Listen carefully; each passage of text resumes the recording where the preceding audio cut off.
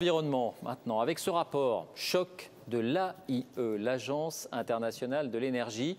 Il indique que dans quelques années, en 2020, les États-Unis deviendront le premier pays producteur de pétrole de la planète devant l'Arabie saoudite. Les courbes, vous le voyez, vont se croiser et c'est la conséquence directe de l'essor des gaz et pétroles de schiste sur le sol américain. En France, le rapport gallois a relancé le débat, non pas sur l'extraction elle-même, mais sur l'accélération des recherches et de l'expérimentation pour trouver de nouvelles techniques moins polluantes. Pour l'instant, c'est non. Qui dit vrai? Voici les avis des uns et des autres. Chacun se fera son idée. Nicolas Châteauneuf, Olivier Martinez. Pour l'exploitation des gaz de schiste, Jean-Louis Chilansky, président de l'Union française des industries pétrolières. Contre, Yannick Jadot, député européen, Europe Écologie Les Verts. Première question, une extraction propre des gaz de schiste est-elle possible? Il y a un impact sur l'environnement qui est de plus en plus réduit.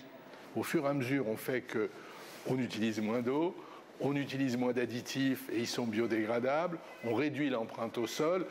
Il n'y a plus aucun risque sur la nappe phréatique, par exemple. Aux États-Unis, au Canada, on constate à quel point l'exploitation des gaz de schiste pollue les nappes phréatiques, sont un danger pour l'environnement et pour la santé des populations qui vivent autour de ces exploitations. Et puis le gaz de schiste pollue plus pour le climat que les gaz conventionnels. Deuxième question, les gaz de schiste donneraient-ils un coup de fouet à l'économie française? Les gaz de schiste peuvent avoir un impact considérable sur l'économie et sur la compétitivité des entreprises françaises, mais ça dépend de combien on parle. Si effectivement il y a de très grandes quantités de gaz de schiste, alors là ça aura un impact très important. Si c'est des quantités moyennes ou relativement réduites, ça aura un impact plutôt marginal. En Europe, on creuserait à des profondeurs qu'on ne fait pas aux États-Unis. Et en fait, ce que montrent les analyses économiques, c'est que le gaz de schiste en Europe nous coûterait plus cher que le gaz que nous importons du Moyen-Orient ou de l'Algérie. Troisième question, les gaz de schiste sont-ils une menace pour le développement des énergies vertes? Il faut bien sûr développer les renouvelables, autant qu'on le peut économiquement et autant qu'on le peut du point de vue de l'environnement. Mais on aura besoin de gaz. Investir dans les gaz de schiste nous empêcherait aujourd'hui d'investir dans les économies d'énergie, d'investir dans les énergies renouvelables, où la France est très en retard déjà.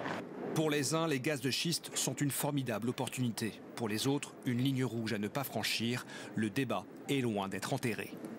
Et rappelons que François Hollande, interrogé tout à l'heure, a rappelé que la recherche de techniques alternatives se poursuivait et, je cite, qu'il prendrait ses responsabilités si une nouvelle...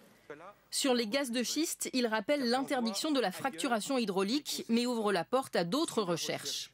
La recherche est possible sur d'autres techniques que celle de la fracturation hydraulique. Pour l'instant, cette recherche n'a pas abouti, je ne peux pas l'interdire.